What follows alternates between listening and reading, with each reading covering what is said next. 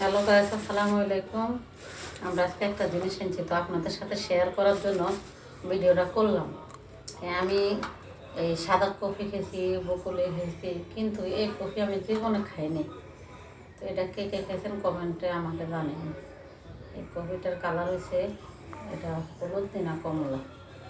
এটা আমি কালকে কিনছি অনেক শখ করে, এখন মনে মনে চিন্তা করলাম যে খাইলে কি আবার মারা জানে, আবার কই না, যেহেতু বিক্রি করে তাহলে আমি একটা কিনে নিই। কিন্তু এটার ভিতরে এই যে দেখেন, এটার ভিতরে কিন্তু এটার এই যে ডান্ডাগুলো আছে না, এগুলো কিন্তু অনেক হলুদ। এই যে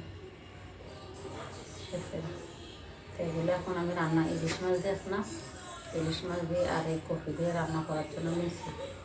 আপনারা আর এগুলো নিচ্ছি সিম দিয়ে, টমেটো দিয়ে, আলু দিয়ে, কফি দিয়ে রান্না করবো। ইলিশ মাছ দিয়ে রান্না করলে কেমন হবে সবাই আমাকে কমেন্টে জানেন।